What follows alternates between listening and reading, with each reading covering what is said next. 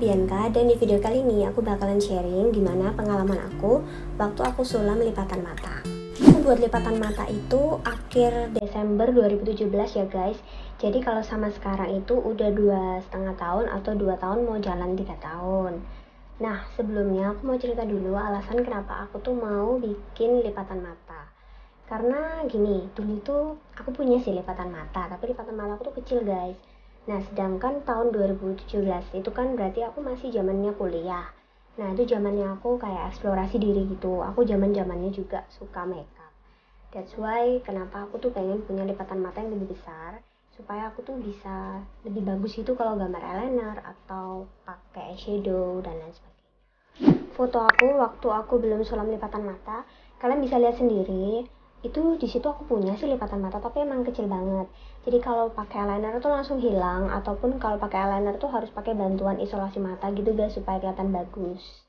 Ceritanya waktu zaman kuliah itu aku nunggu kira-kira akhir tahun, yaitu tepatnya Desember 2017 buat aku sulam lipatan mata. Kenapa aku sampai nunggu akhir tahun? Karena kalau misalnya kita habis disulam lipatan mata itu pasti ya matanya tuh bahkan bengkak. Nah, makanya aku pilih hari-hari libur supaya bisa menyembuhkan bengkaknya itu selama hari libur, sehingga nanti waktu masuk ke kampus itu mata aku udah bagus. Nah, untuk prosedur pengerjaannya sendiri itu pertama pasti mata kita akan dibersihkan. Jadi kalau di sisa-sisa makeup itu dipastikan matanya sudah benar-benar bersih. Dan ini juga tips buat kalian yang memang mau sulam lipatan mata, kalian nggak usah makeup sama sekali supaya nanti tuh nggak usah ribet buat bersihkan matanya terlebih dahulu. Nah, kemudian mata kalian itu akan diukur. Nah, diukur itu kalian bisa request kok guys, kira-kira mau bentuknya seperti apa, gedenya seberapa, kayak gitu. Kemudian itu nanti hasil pengukurannya itu bakalan digambar pakai bolpen di mata kalian. Jadi kayak memastikan supaya simetris kanan kiri. Kayak gitu. Nah, kemudian baru dah kita masuk ke tahap anestesi. Nah, kalau kemarin aku sih anestesinya ada 2 tahap ya guys. Itu anestesi yang gel sama anestesi yang suntik. Anestesi gel itu ya seperti anestesi pada umumnya, itu kayak diolesin krim anestesi di bagian mata dan ditunggu beberapa menit sampai anestesinya itu bekerja. Kemudian setelahnya baru aku di anestesi suntik. Anestesi suntik itu aku disuntik di bagian sudut dalam mata, dan menurut aku yang sakit itu waktu itu guys, sisanya nggak kerasa apa-apa sih, cuman sakitnya waktu disuntik di bagian ujung mata. Aku nggak ngerti sih apakah semua orang juga merasakan yang kayak aku rasakan, cuman kalau menurut aku sih sakit, makanya aku sampai inget rasanya kayak gitu. Nah, setelah dirasa udah mendapatkan ukuran untuk lipatan mata yang pas, baru deh kemudian mata kita dijahit. Kalau ditanya sakit atau enggaknya, jujur sih enggak ya guys, karena kan mata kita sudah dianestesi terlebih dahulu. Jadi kan kita udah kebal dan enggak kerasa apa-apa.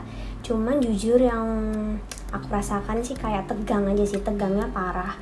Karena waktu dijahit itu kita tuh nggak bisa tutup mata guys. Jadi kita tuh tetap harus matanya itu lihat ke bawah, nggak boleh tutup mata. Kenapa nggak boleh tutup mata? Karena kalau misalnya kita tutup mata, katanya itu bola mata kita tuh ngelihatnya tuh ke depan apa ke atas gitu. Jadi tuh bahaya pada waktu saat dijahit. Makanya kita disuruh tetap lihat ke bawah. Nah, untuk aftercare-nya itu yang jelas mata kita nggak boleh kena air selama 3 hari. Kemudian juga nggak boleh pakai makeup selama 3 hari. Itu pastikan mata kalian benar-benar steril selama 3 hari, karena itu kan jahitannya kayak baru. Jadi pastiin ke sterilannya aja ya guys. Kemudian aku sendiri sih selalu bersihkan mata aku tiap hari itu pakai cairan buat infus. Kalau kalian tahu itu aku tap-tap ke mata aku pelan-pelan banget. Pastikan supaya kotoran-kotorannya itu hilang. Kayak kita bangun tidur kan pasti ada kotoran mata, atau misalnya kena debu. Nah itu cuman aku bersihkan aja tiap bangun pagi sama tiap sebelum tidur kayak gitu. Kemudian untuk pantangan makanan sendiri aku cuman nggak boleh makan seafood, karena takutnya kalau misalnya kita punya alergi nanti matanya bisa lebih bengkak gitu guys. Kemudian untuk obat, kemarin sih dikasihnya itu obat anti nyeri sama obat anti radang gitu, anti bengkak. Cuman untuk obat anti nyerinya sendiri untungnya aku nggak ada minum, karena mata aku juga nggak kerasa nyeri sama sekali. Itu cuma diminum kalau misalnya kalian ngerasa mata kalian nyeri. Ini hari pertama masih super bengkak dan warnanya merah. Kalau kalian lihat tuh di sebelah kanan atas itu udah kayak lingkaran, itu memar guys, tapi nggak apa-apa, itu wajar banget, nanti juga bakalan hilang kok.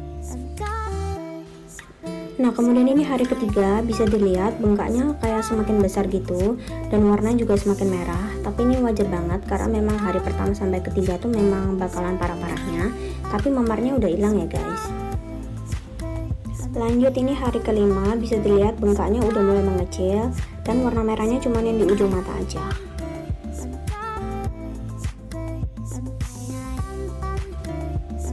Next di hari ketujuh, ini udah bener-bener mendingan dan aku juga udah mulai make upan, udah mulai pakai alis, tapi tetap bagian mata aku sterilkan ya guys. Masuk di minggu ketiga, ini matanya sudah nggak ada merah-merahnya sama sekali dan tinggal nunggu aja lipatan matanya lebih natural lagi. Masuk di bulan kedua, ini lipatan matanya udah berangsur-angsur membaik dan sudah nggak kelihatan kayak terlalu palsu gitu loh guys, dan nggak kelihatan terlalu gendut gitu, jadi udah terlihat semakin natural. Dan ini setelah 2 tahun guys, bisa dilihat super natural banget kan. Nah ini sekarang kondisi lipatan mataku sampai hari ini tuh kayak gitu guys. Nah jangan disamain ya, karena penyembuhan tiap orang tuh juga beda-beda.